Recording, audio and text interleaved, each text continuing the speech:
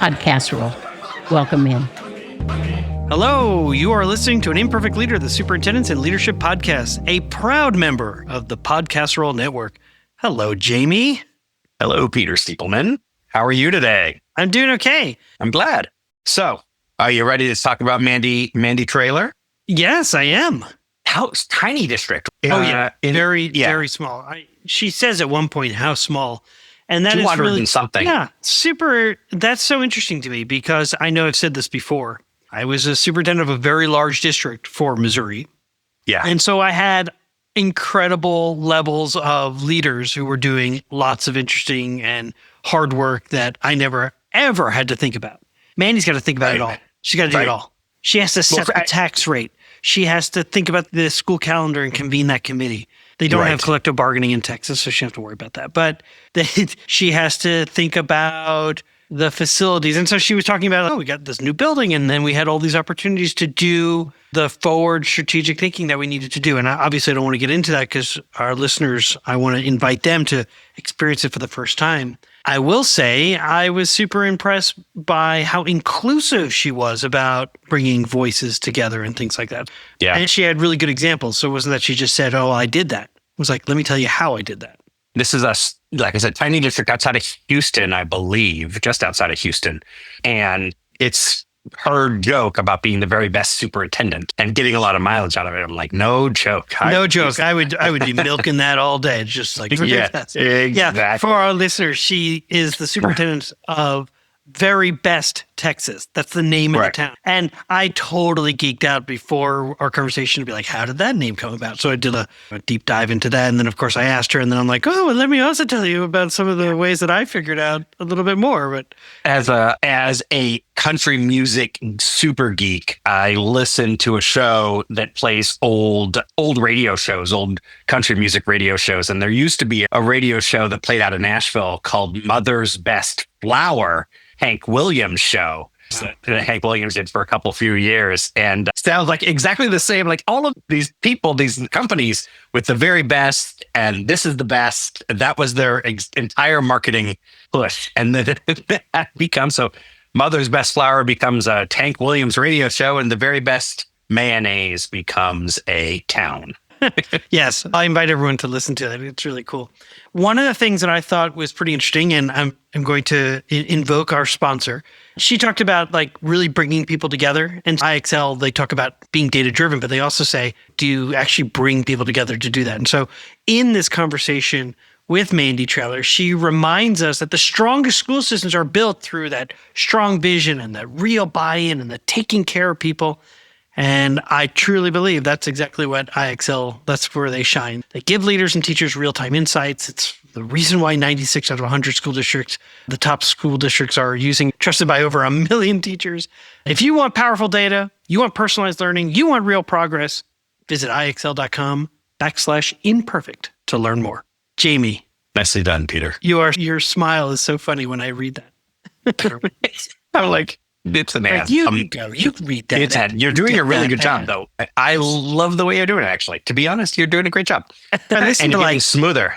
I'm getting better, right? I love to listen to like Mike Birbiglia, and I like to listen to Conan O'Brien. I like to listen to the Lonely Island guys who are from Berkeley. I've never listened to that. Oh, really? Yeah. Andy Samberg and all those guys from Saturday Night Live. They all went to Berkeley High together and then moved on to all their things. Their ad reads are hilarious to me. They clearly are like, we're being hired and we're just going to read it the way we want to read it. And they go on these tangents. You're like, wow, people are still going to pay you for that? So we're going to stay. We're going to stay within like the talking points, but I'm still inspired by them all. I think we should just let's go and listen to Mandy Traylor. I would say if I'm as a listener, I would listen for her conversations about how inviting businesses in to help the district created other programming opportunities and thoughts that I thought were really unique and interesting. You both mentioned specific ones that are worth listening to. And then lastly, I think her after action review is pretty interesting. One that I don't think we've ever talked about before. I don't think we've talked about this kind of dilemma. And those are the things that stood out for me that I think if listeners are listening in, that'd be pretty interesting. Let's get into it. You're listening to An Imperfect Leader, the Superintendents and Leadership Podcast. I'm Peter Stiepelman. And I'm Jamie Almansan. And we will see you on the other side. See you then. Today on An Imperfect Leader, Superintendent Mandy Traylor is our guest.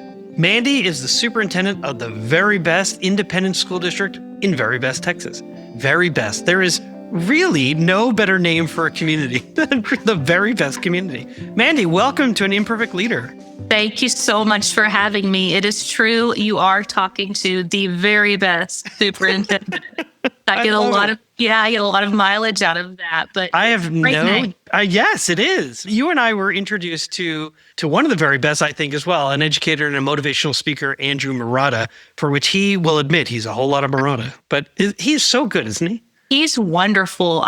He came out to our district for a motivational back to school event, and he couldn't have been better for all of our staff. We all loved him. I always leave conversations with him just feeling better. So I'm so glad that he's always mentoring me to say, if they want you, go. Just go. You're going to love the community that you get to be a part of. And so I think he truly models what he preaches. But You now, my friend, are from Veribest. And you got to tell me, actually, can you tell me the history of how the community got that's name? Yeah, I can a little bit. So a very long time ago, like pre-1875, a man named Isaac Mullins settled close to where we are now in Veribest. And we still have Mullins Crossing Road in our community, and we have the Mullins Cemetery and so forth. But around 1900 is when people started settling in the community. And around the 1920s, they needed a post office. So they applied. And unfortunately, there was already a Mullen, Texas, and you couldn't have Mullen, Texas and Mullins, Texas. Confusion. It would be very confusion. Yes, that one S. So they had a contest, and the contest was who can come up with the best name that has not been used, which I can't imagine in the 1920s there were that many, but that was the contest. And so there was a young lady, Sue, who went into a local grocery store. And at that time, Armour and Company had a brand of canned goods called the Veribest brand, spelled just like our town is. And they produced peanut butter, ox tongue, root beer, those kind of things, and mayonnaise. And then there was also another brand by a completely different company, and it was Norman's Veribest bread. Veribest spelled the same. So there's a little confusion. No one really knows if we were named after the mayonnaise or the bread, but Sue hit the nail on the head. That name had not been used, and she won. It became the name. Unbelievable. Yeah. I looked it up, and it was Sue Rister. She saw a jar of Veribest mayonnaise, at least is what the Wikipedia source tells me. Yes. And I thought, how funny that the story of Veribest gets its name. And I find it amusing that a mayor was like, we need a post office. We can't use the existing name. Sue Rister, what should we call it? It was but the it's winner. Nice to know it was a competition. Yeah. When I was superintendent of schools, we had a sister city in Hakusan, Japan. And about 3 or 4 times I went to Japan, and I would typically give a presentation to its local Rotary. And we were establishing an exchange where our students would spend part of their summer in Hakusan and live with families, also go to school, and it was amazing. And so I thought it would be humorous to share with them our 4 high schools, the mascots from all the high schools. And so we had the Bulldog, and we had the Bruin, and we had the Spartan. And then our 4th high school, one of our comprehensive high schools, had the Kewpie as its mascot, like this naked baby, which you're in Texas. So, Friday Night Lights for us was big. I know it's massive in Texas, but like for us, you'd have this naked baby competing against other schools around Missouri. And so I thought that would be humorous to say, look, isn't this funny? Our mascot is this naked baby. But the number one mayonnaise in Japan is Kewpie mayonnaise. And so they were more confused about why we had named our mascot after their number one mayonnaise. So I thought a real affinity to you and Veribest for its mayonnaise connection. That is hysterical. I learned something new. That's awesome. Okay. I'm not sure if the mayor's leadership model, what it was back in the 1920s, it most certainly wasn't the one that you've been working to develop, which is implementing a strategic leadership model that I understand is in its second year. And I wonder if we could start by talking about that. Tell me a little bit about what prompted its development, its adoption, and maybe some of its notable improvements that you're already seeing based on implementing it. Absolutely. I'm pretty proud of it. Yeah. It was something that just fell in my lap. It was opportunity came knocking and I answered the door. I'm not sure how familiar you are with our district, but I have spent the last 4 years working on a major building project. And that was wrapping up and I'm still tying up some loose ends, but it was coming to a close. And I had just assembled my dream administrative team. We are strong. Everybody's in it to win it. And I couldn't have a better group of people. And so when this opportunity came knocking, I realized it's the perfect time. So in Texas, we have different regions, and each region has an educational service center. Ours is Region 15. And Region 15 approached me about a pilot program from our Texas Education Agency called Texas Strategic Leadership. And this pilot program actually had a board component. So it involved not just my stakeholders around the school, but it involved our school board as well. They worked day and night doing work that I don't even know if I could have done by myself. But this group of people came in. They helped me to put together and host a soft grand opening of my building before we moved in. And with the soft grand opening, we invited local businesses. And those local businesses came in to tell us pretty much what they look for in a graduate. What are they needing from students who graduate from Veribest High School? Then at our big grand opening where everyone was invited in, they came in and they surveyed the staff, anybody who was there, students. There were parent surveys. Each survey was separate based on the person taking the survey. And we had this large accumulation of data. They broke the data down for us and were able to tell us, hey, these are the things that are going great. These are qualities that people see as a valuable education. And all of that data broken apart, they worked with our teachers to develop goals. They worked with our school board to develop a strong vision. And they worked with my admin team to create our mission. So we now have a new building, a new team, and a new vision and mission with goals to run forward with. And it completely united us and made us stronger. It sounds like one could say you stand on the shoulders of those who came before you. And so it's new, it's renewed, right? This renewed sense of purpose and promise. And the building itself is always a great motivator for what do we want to achieve together. I love this idea. You learn about strategic plans, and often the superintendent goes off and does the strategic plan with their internal stakeholders. And then they share it with the external stakeholders. And to some extent, they present it to the board and say, will you adopt it as ours?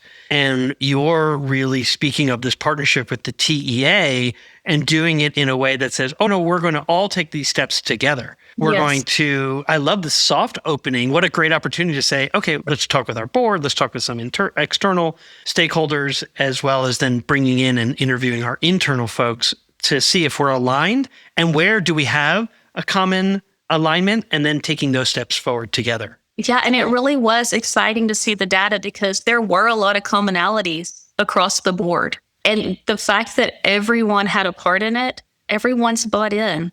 Everyone knows that we created it together. It's not just something that they're being told to do. We created it together. That is amazing. To what extent were children brought in to give their thoughts about their own futures and a portrait of a graduate? There was a specific survey just for the students. And those were pretty comical because we are a small district. So 1A, we're pre-K through 12. 265 kids is what we averaged. So you could tell which one were the elementary kiddos, especially those fifth graders, because if it had to do with graduation, I'm only in fifth grade. Those were the responses that they were giving. Oh, that's so funny. I imagine if there's an open-ended section, you're like, that's Gerald. Gerald, Like, Yeah. enough with you don't like the lunch. I got it. So as I said before, I'm only in 5th grade. So you can learn as you go. And so if I ever do this again, which I hope I get to, I'll know. Maybe I need an elementary survey and a secondary survey. Sure. It'd be interesting to bring back for those 5th graders when they're 10th and 11th graders is to bring them. So how have your opinions changed since you were 10? Absolutely. Yes. Our guest today is Mandy Traylor, the superintendent of the Veribest Independent School District in Veribest, Texas. In the leadership model that I use to advise others, there's a dimension, it's called collective aspiration. And inside that dimension, there's a term, compelling purpose, for which I feel like you've really spoken to. For those who are listening, a compelling purpose is really about coming together and asking that question of what do we want to create together? And knowing that you have really leveraged a compelling purpose when you completed that major building project and then used that as a tool or an impetus for having really important conversations about the profile of a graduate. I want to shift to 2 things that you've talked about, and I feel like it's well aligned to your compelling purpose of what should we create together. And that's the Adulting 101 for your graduating seniors, as well as the Lady Falcon Self-Defense program for your juniors and seniors. And I guess I'm interested to know what inspired those specific initiatives, although I get a sense that it came out of these conversations with your community. We actually started the Lady Falcon Defense program prior to the adulting.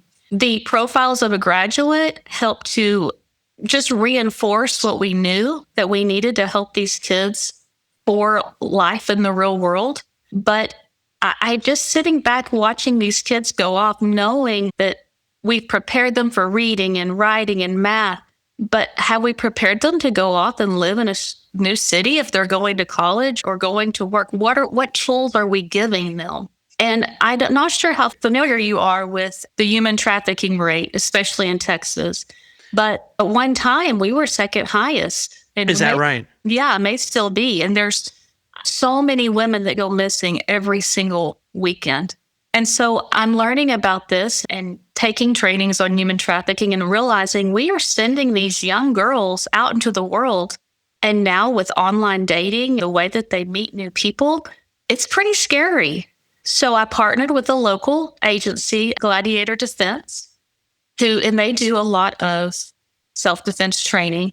And they came in and they worked with my junior and senior girls. They taught them how to be self-aware, situational awareness. When you go to the mall or you go out to eat, what to look for, what to think about. They teach them if somebody does try to attack them, they give them skills to try to prevent that from happening.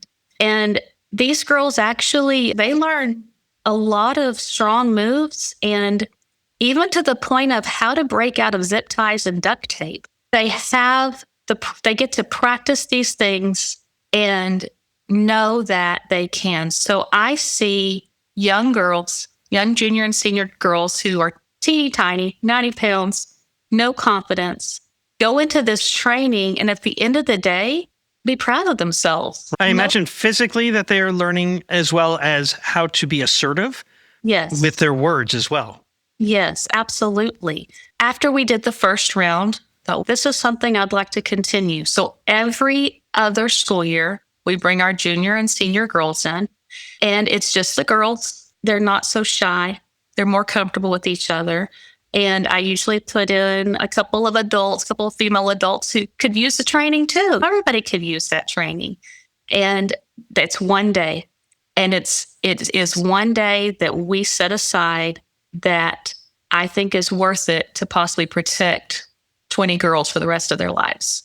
That is amazing. Where I was in Columbia, Missouri is where the Interstate Highway 70 met 63. It was the center of the country. So a lot of traffic comes through. And Yes. we were routinely working with local authorities to be on the lookout for sex trafficking, drugs, guns. But I don't think we took that next step to really think about what kind of training might we want to provide universally so that kids could either, if they were in that situation, or could be an ally for others who find themselves in a situation like that. Kudos to you and your team. That is amazing. Thank you. So the Adulting 101 came after Yeah. that. Then my brain is just, I can't stop. And what else do they need? What did I need when I graduated? I didn't know much about income tax or how to change a tire or vehicle maintenance, how to tie a tie, how to professionally act in an interview. So those are the kind of skills we give our students. It's a very busy world now, and not everybody has the time to teach those things at home. So we are able, towards senior year, we set some time aside, an hour here, an hour there, and pull the kids in and teach them a skill. We have community members who come in and provide mock interviews, and it's a team effort across the board. I love it. Do you use examples and non-examples? I can imagine a kid on their phone while they're interviewing and they get a ping and then they look at they're trying to answer it. Yeah. Absolutely. It's amazing. That's really great work. I'd like to ask you a question that I ask all guests who come on the show. How does the term an imperfect leader resonate for you? I think that it's the definition of Mandy Traylor, actually. If you're in a world where everything's going as planned all the time, are you in education? I don't think so. Because we're dealing with so many people every day and so many different lives, and you just have to be able to go with the flow and know that, you know what, it's not always going to go great, and there's going to be mistakes, and you learn from those. That's how you get better. So an imperfect leader, to me, it's someone who leads with confidence, but is comfortable in their own skin to lead the masses and admit, hey, I messed up. We're going to learn from that. And someone who's empathetic and takes care of their people. That's what a good leader is. And we'll be right back. Hey, district leaders, I know you already know this. In schools worldwide, cell phones are posing real challenges on student engagement and mental well-being, and I want you to meet Yonder, a proud sponsor of An Imperfect Leader. And let me share this story from a visit I made to some schools in Silicon Valley. I asked some kids what they liked about Yonder, and after some funny looks, they shared that actually, with Yonder, teachers don't have to battle with them over phones anymore. In fact, one kid said to me he didn't have to worry anymore about his parents texting him in class, and the kid next to him sort of shoved him and goes, "Texting? My mom used to FaceTime me in class." I want to introduce you to a support system that increases teaching and learning. I want you to discover why 1 million students choose Yonder daily. Minimize distractions, maximize learning potential. To learn more, go to overyonder.com. YONDR.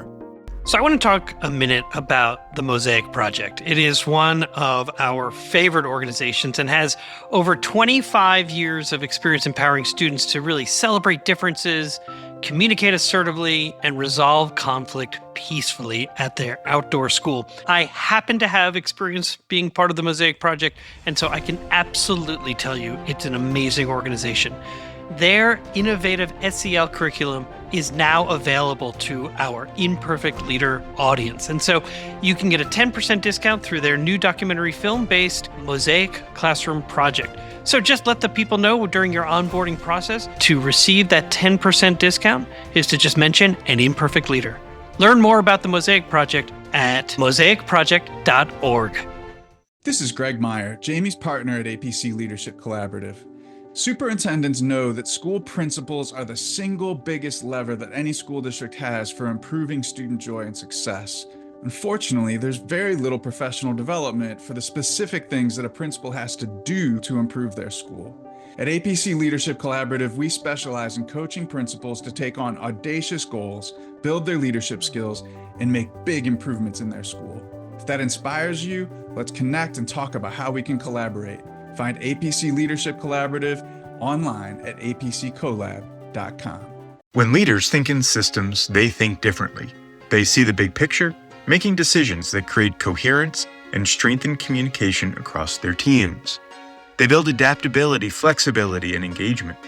Every day, school leaders face complex challenges, from student engagement to staff alignment.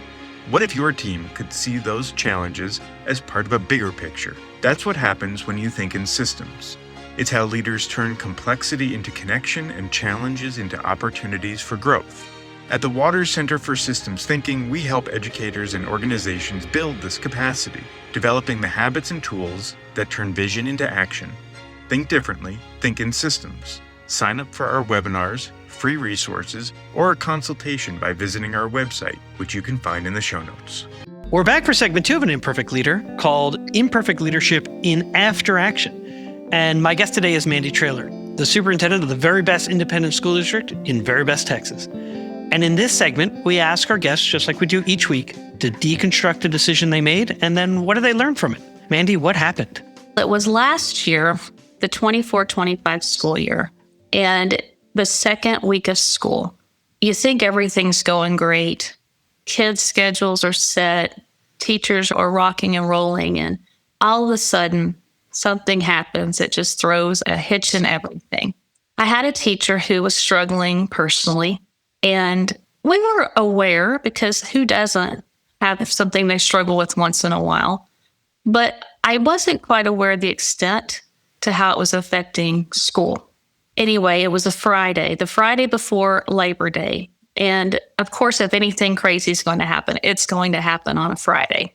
And I was here alone, except for my assistant principal was here. And my assistant principal had been a principal all of 2 weeks. He had just started. Now, he had been teaching here. He had been promoted, but admin was new to him. Our other administrators were off working volleyball games because it was a Friday in the fall. We were spread out everywhere. And we were getting reports that our friend was struggling and just not making good choices that day. And I don't want to go into a lot of details, but we had to make some decisions really fast. We had to immediately begin investigating, find out what happened, where it happened, all of the things. And we ended up having to send that friend home permanently.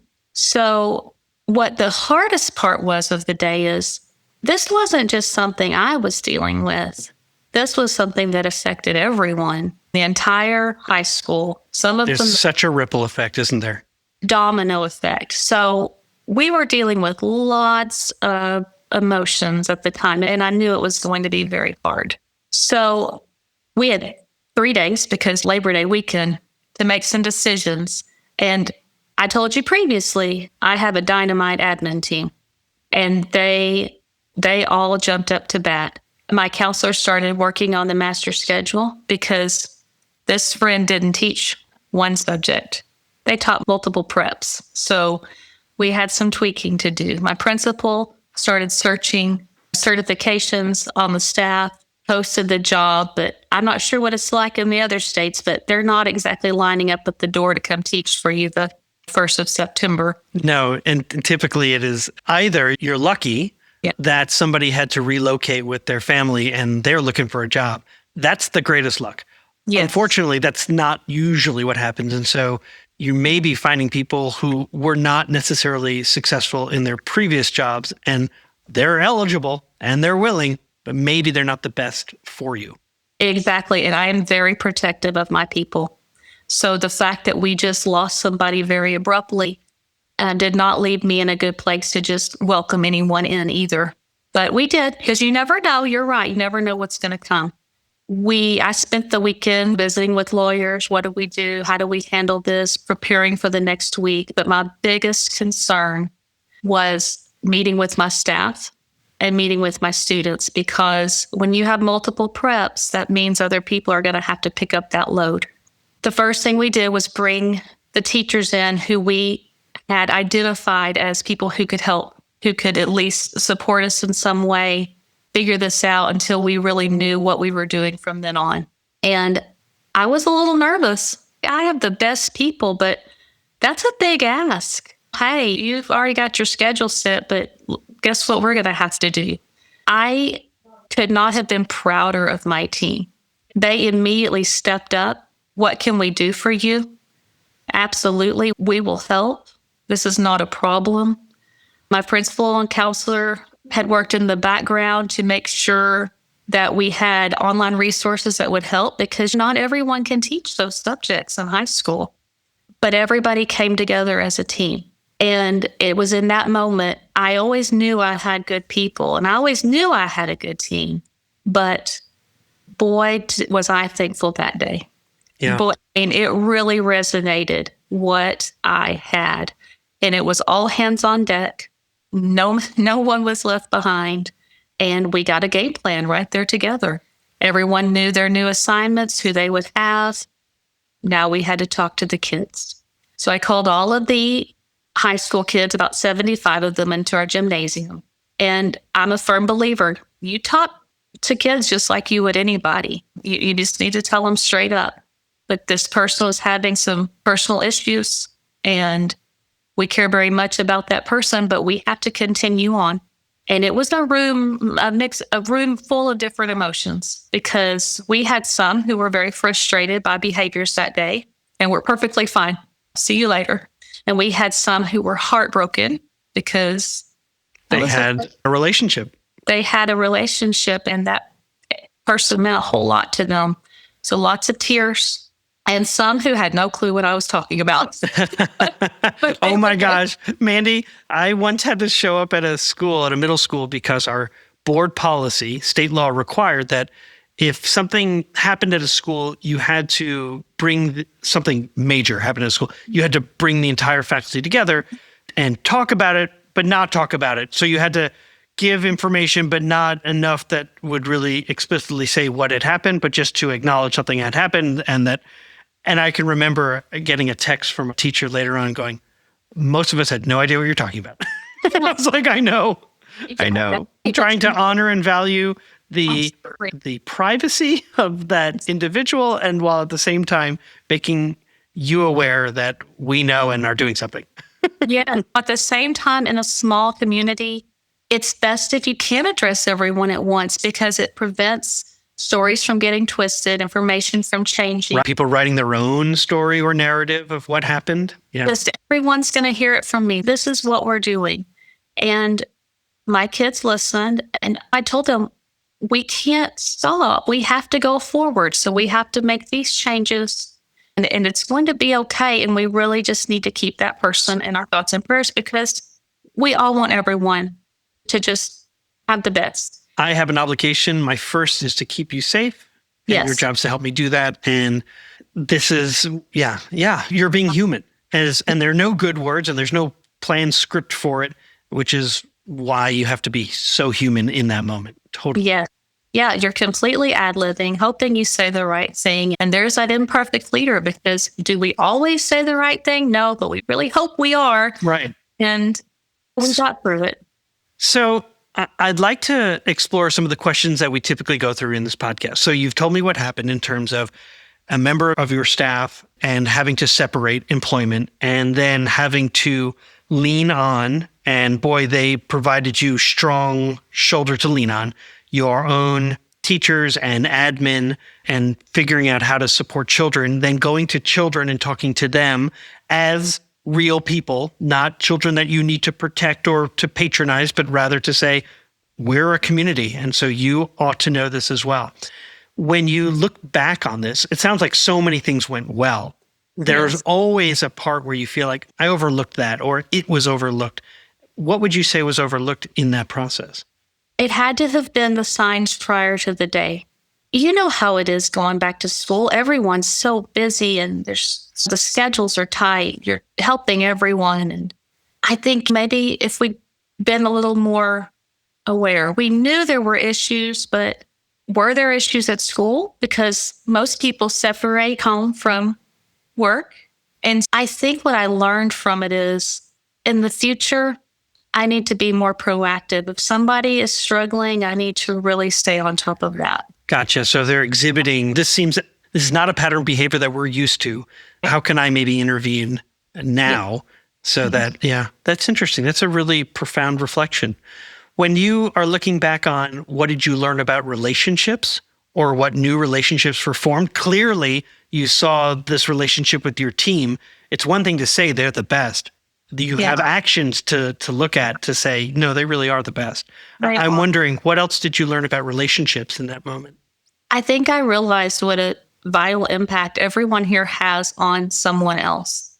Because sitting with all of those kids and seeing the ones that teared up and seeing the ones that had, so much invested, it was really just a reminder. That's why you come to school every day. You come to school to take care of these kids, but impact lives for the better. Yeah, connection. Yes. Yeah, they come for connection. They come for learning. And they come, why do they come through the door each day? It's not for math class unless you're that special math student. Right. It's for the connection to adults and peers. Yes, absolutely. So I have, like I said, I do have the best team. And I know that someone else could argue that with me. But what I saw that day, because you know how lonely it is at the top. This was a major deal. And you don't really know where it's going to go once you walk out your door and go face it head on. And to see my group come together the way that they did to embrace more work. And I am a firm believer. I made sure there were stipends involved in all the things, but they weren't worried about that.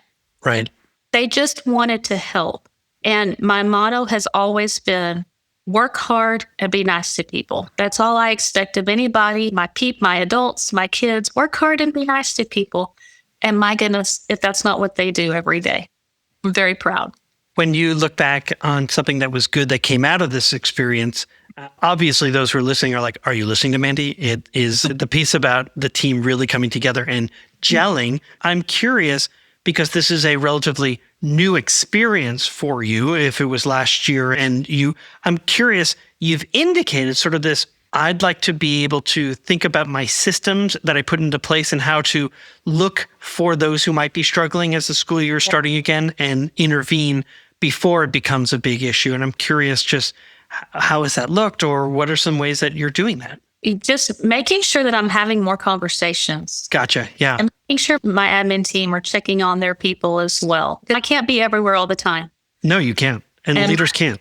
No, we can't. But if I'm taking care of my admin team and we are all taking care of our teachers or taking care of our students, we have a fantastic pyramid of care happening. Yeah, I love it. Basically, you're saying, I need to model taking care of my immediate team, because then I know that they will take those steps to look after their people that they're responsible for.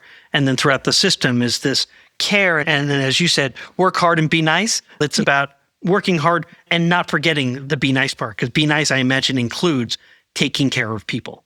Taking care of people. That's how I interpret it.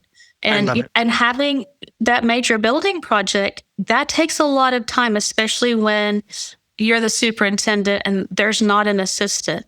So I definitely know that I am going to have a lot more time to work on those skills. Love it. What advice would you give to an aspiring leader? The best advice I have for an aspiring leader is do not move fences until you know why they were built. Ooh, say more, but I love that. Do not move fences. Don't go in your first year thinking you're going to change everything and make it better. You need to understand the culture. You need to understand the why. You need to know why things were put into place. And then once you've built those relationships and you've made those connections and you do understand your community, then you can start working to make effective changes. People will buy into you when you take the time to build a relationship first. We talk a lot about getting a beat on the system. You've said it even better, which is don't move fences until you know why they were put in place in the first place. Really getting to know a community's history, because you're just a new person. So understanding why things are done. Oh, I love that. Our guest today was Mandy Traylor, the superintendent of the Veribest Independent School District in Veribest, Texas. And one of the things I wrote down as you were talking was a mantra that we had in terms of talking about our purpose. We would say, we're preparing children for an unpredictable and ever-changing world. And you have not only done that so well in Veribest, you've taken out the unpredictable to make it a little bit more predictable with those innovative programs of supporting and preparing children, and then really defining what it looks like to be college, career, life, or community ready. And I'm just so pleased and so grateful for your time. Thank you so much, Mandy. Thank you. I enjoyed it. Welcome back. First of all, can I ask one quick general question? How did you get connected to Mandy Traylor? Yeah, so you may have heard me during the beginning of the conversation. I thank Andrew Murata. He's a whole lot of Murata. Yeah. So he's from Staten Island originally. He and I became friendly. He's got a podcast as well, and we've stayed in touch. And when he meets somebody he thinks is interesting and engaging, he'll say to me like, "Oh, you got to meet Mandy," and there'll be like a texting thread I don't have a choice. I'm meeting Mandy. Because he is, you think I'm a lot of New York. This guy is like all in it. He's wonderful and he's talented and he's a motivational speaker. He used to be a NCAA Division I ref and he's also a principal. And so he gets it. He knows how to motivate people. And Mandy loved him. I think the world of him. And he introduced me to Mandy and we went from there. Got it. I thought I got two things to open and then I think are really just interesting. How the heck, Elle, did you in Columbia have the mascot a Cupid doll? What the heck? Oh, How did that happen? Yeah, I have to go back and look at the QP history. They have it online. But my understanding is there was the basketball team was doing poorly and the secretary at Hickman High School decided to put a Cupid doll at like midcourt and it defied all odds that nobody ever kicked it over and the Cupies or the Hickman team won. And then it took off. That's how I understand it. Well, it's the uniqueness of it. I love when mascots are like that. Like I think Wake Forest Demon Deacons are spectacular. That's a great idea. Let me interrupt to say that typically we wait to the end where we say, hey, give us 5 stars. And if you got something to say in the comments, please what's your mascot? Like beat the Cupid. I want to know. What's your mascot? Oh, people are going to beat the Cupid or at least tie the Cupid. No, I do trainings all the time and I bring stickers from Bainbridge Island that say Birth of Pickleball because that's our claim to fame here on Bainbridge. And I'll say, all right, we're going to have a competition. You're going to tell me your mascot and I'm going to tell you mine. And if I lose, I'm going to give you a gift. And I have to give out stickers to everybody. Because they're like, oh, we're the Bruins, we're the Tigers, we're the Hornets, we're the... None of that. I'm waiting for someone to be like, bowl of spaghetti. We're the bolognese. Like, oh, we win. So side note, I don't know if you'll keep this in on guess, but all of the push on eliminating indigenous mascots, right? My identity is not a mascot. Which, yes, exactly. One of the pushbacks from a native school on a reservation was they renamed their mascot to be the Fighting Whiteys. And the Fighting Whiteys were a businessman in a suit with a briefcase running, like running. I think that is a hilarious. I need a link to that. Yeah. That's pretty funny. It's pretty good. And of course, there was a lot of pushback and anger and, oh, no, you can't do that. That's racist. Yeah, okay. Let's talk about the Portrait of a Grad thing and how that led into Adulting 101. And the thing about adulting, the concept of Adulting 101, first, it just made me ask, what would you include? If you were putting together an Adulting 101 program for students that wasn't a part of the electives choices that you had or that the academics didn't necessarily prepare them, what would you include in an Adulting 101? That's really interesting. For example, because I think about her quote in terms of we're helping kids for life in the real world. And you have all these states that are passing legislation, I think for good reason in terms of financial literacy and things like that. However, they're taking the approach, the way I interpret it is to say, you don't need a full course. Like we're going to incorporate all of these elements into preparing kids for life. And so I thought that was interesting. I would say when I'm thinking about these things, I would say not just certain skills, but experiences, because I think you learn teaching isolated skills it isn't necessarily preparing you for life, but participating in experiences. So for example, those schools that require volunteerism to graduate, certain number of volunteer hours, because then you're learning the skills of arriving on time, being responsible for something, having clients or people you're responsible to, knowing how to dress, how to keep your phone away, how to deal with conflict, how to talk with the supervisor, how to receive feedback. All those kinds of things are important skills for ready for life. But I would see it as like you're required to have some of these like experiences. And it's probably why I feel so strongly about once you graduate, why a liberal arts education makes so much sense to me as well. Because you should take arts, performing arts and arts courses. You should have to know how to read literature and think about its place in history and what was happening at that time. Because it's not just those individual skills, but the actual experience of it all. So I think that's how I would answer your question. What people don't know is that you don't tell me ahead of time what you're going to ask me. So I'm just like, let me think about this. But I still stay pretty secure in fewer individual discrete skills and more about experience with maybe even if you needed to, a checklist of here are the skills that I would want you to learn while you're doing it. You don't know the questions that I'm going to ask in advance. We both listen to the interview and think about what we want to talk about. Then we come and have an organic conversation, which I think is one of my favorite things about doing this together. And you always answer relatively quickly. So that's pretty impressive. The question that you had, chief storyteller, right? Quick thinker. I would say though, like they did income tax work. Like I knew nothing about that stuff. Yeah. I knew nothing about it. All of a sudden I got my first internship in New York City my summer before going to college.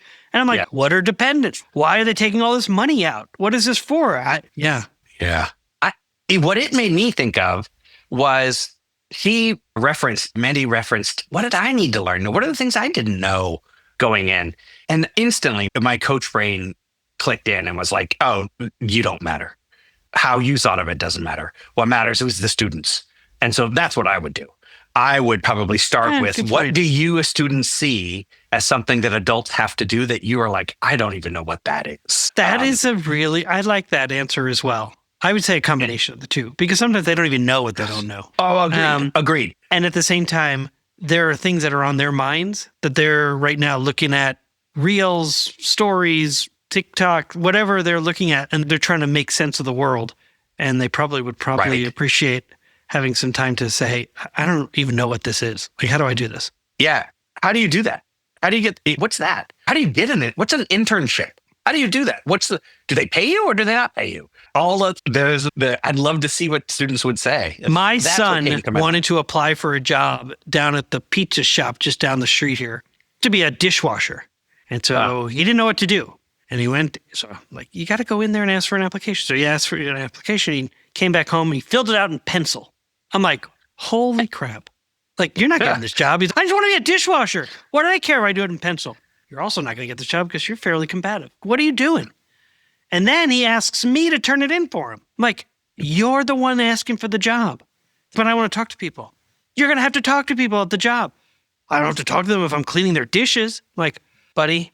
So he finally turns it in. And then, of course, they don't call him because I'm sure they were like, what the hell is this piece of garbage? Oh, he needs Mandy's course is what I'm saying. Yeah, but Mandy's course, it depends on whether Mandy course is going to teach it to him and to use a pen. That's a question mark. The direct quote is, I didn't know much about income tax, how to change a tire, vehicle maintenance, how to tie a tie, how to professionally act in an interview. So those are the kinds of skills we give our students.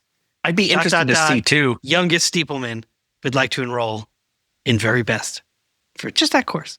Can we talk a little bit about the after action review? I want to just one more moment to mention her after action review, which in some ways wasn't really. She basically talked about how they managed letting someone go at the last minute, and it's not so much the after action, like what could have been done differently. I think her reflection on that is decent. It's good. It's that she realized that she has to have more connection and conversation with people up front. But the thing that I really thought was interesting that both of you didn't go into too deeply was the ripple effect. That you let someone go, no matter when, during the year, that there's gonna be a ripple effect because people know people and that person matters to someone. And so I'm interested to know your experience with that. I have my own personal experience having let someone go, and I'm happy to share that story. But what have you noticed about the concept of the ripple effect? Let me also just remind, and not that I need to remind our listeners because they know this, when you let a teacher go, someone who's on contract, they're still with you for the next 4 months or so. You have to let them know by March or something like that. And then they're with you the rest of March, April, May, June. And that is the most uncomfortable time because they do have friends within the school who have maybe never seen them teach and don't know about their relationship with kids.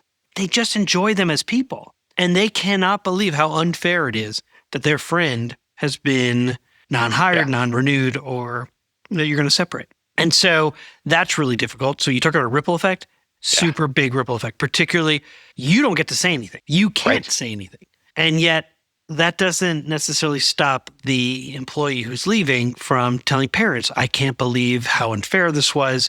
You have no idea how disrespected I was. You know how much I love your kids and I come to their baseball game or whatever. And they're like, and they start to rally. So the ripple effect is real. and it's difficult, and it's different. Over the last 5 years now, I've been coaching or working with private companies who they may separate with someone and it's immediate. Like your last day is today. And, and of course, we'll pay you out for the next couple of months, but you're done. And then that's it. Shut off the email and everything. Done. Yeah. And maybe that's also difficult. But I would say from the perspective of the ripple effect, it's massive. And it's so costly, too, to have to rehire people. So you really try your very best not to have to fire people. Yeah. And at the same time, like sometimes it's just inevitable and you just can't right the ship and you've tried everything you possibly can. And I think I've told you in the past about the mistake I've made in the past is that someone who's struggling and then I would assign 3 different coaches who are giving them 3 different pieces of advice and it's just so overwhelming for that individual. And like the intent was, I care so deeply for your success. I want you to have all these great people. And the result is you overwhelmed me so much I didn't know who to listen to and nothing got better. That's a great reflection. I love that reflection. Mine was, we're a small organization and it really highlights something that we actually do in facilitation and understanding group dynamics. And that is that when someone in the group either you add a person or you subtract a person from the group, the entire group dynamic goes back to 0. It doesn't maintain. You don't have all that culture building you're doing doesn't just keep going because you actually have to redo a bunch of things merely because that one person Right. No, that's a really good case. So the example of someone who like drove drunk onto the school playground and everyone's like, that person needs to go. Right. And that person goes and you can keep, and it was a good example of us living our values. You can't do that here. Let's keep moving. You don't want that, obviously, but you also understand how you can keep, you're like, oh, this person or these actions disrupted our cultural field, but our field is so strong, we reject that behavior and say, you can't do that here. You won't work here. The problem is, the example you're giving and the one that I've lived is nobody really, you say we're going to live these values and you're living it individually, but the rest of the organization doesn't understand it. You can't provide them the clarity that they crave. And you have to like back all the way up and in some cases it's rebuild that trust and at some point people will come around and say, hey, look, I didn't know all the information. I don't have all the facts, but we're ready to rebuild. But it takes time. Yeah, it takes time. The impact on ours, without even realizing it, we let someone go and this was not performance related. It was merely budget related. We are short on budget and we have to make a cut.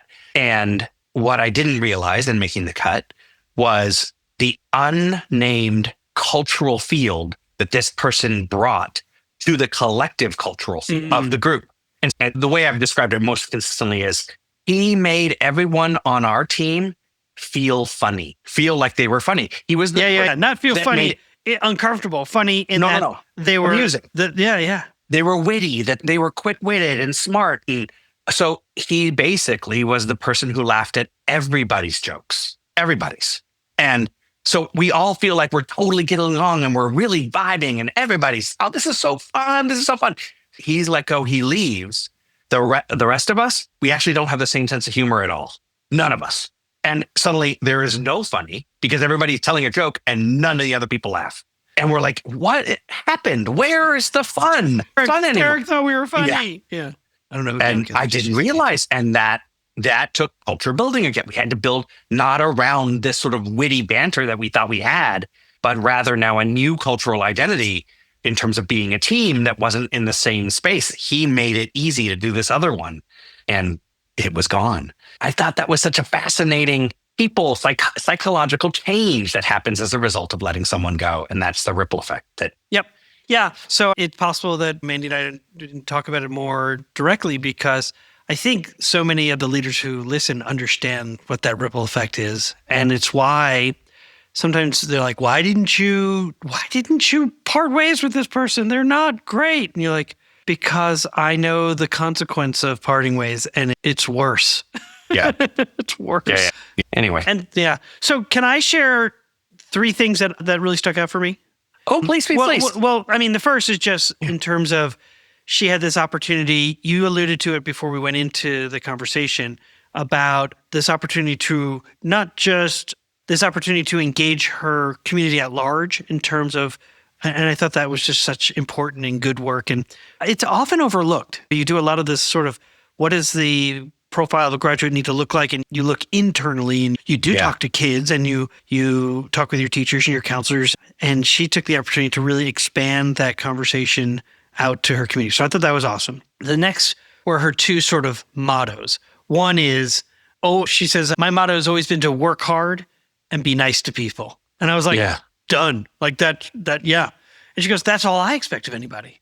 If I'm taking care of my admin team and we're taking care of our teachers, we're taking care of our students, then you've got a fantastic pyramid of care happening. I was like, oh my God, I hope that she's like creating marketing materials about pyramid of care. I love it. The second or the third point that I wanted to make was something that, as I announced last week, and this opportunity that I have to go to Cartagena, Colombia, and work at Colegio Jorge Washington, was the advice of do not move fences until you know why they were built. Oh, I love that too. Yeah. People will buy into you when you take the time to build a relationship first. And I was like, I got to make that like a poster also. Don't move these fences. And it was so Texas, right? Don't move these fences until you know why they were put up, right? I'm like, Yeah, man. That one I thought was exactly dead on. Like, don't move anybody's fences. Don't move those things because you don't know anything about it. This is don't give advice if people aren't asking for it. Ooh. Nobody asked you. They don't need your help. In fact, you've just wasted your best advice. It was wonderful. I really enjoyed it. I'm always fascinated at the uniqueness of the small district and the perspective of a tiny district like that, of a superintendent leading a tiny district like that. So that was a lot of fun. They are the most inspiring and inspired superintendents, I'm telling you. They don't think it. She was like, are you sure you want to talk to me when I was first reached out to her? Yeah. And I'm like, oh, absolutely. And as you can see, she doesn't disappoint. All right, you've been listening to An Imperfect Leader, the Superintendents and Leadership Podcast. We will see you next week. Bye, Jamie. I'll see you next week, Peter. Music for An Imperfect Leader was written and arranged by Ian Varley. Sam Falbo created our artwork, a wood print inspired Daruba doll butterfly. Remember, imperfect leadership is not a scarlet letter. It's a badge of honor. It recognizes that serving as a lead learner is about being a vulnerable leader, an empathetic leader, a compassionate leader. We are proud to be imperfect leaders, so join us next time for another episode of An Imperfect Leader, the Superintendents and Leadership Podcast.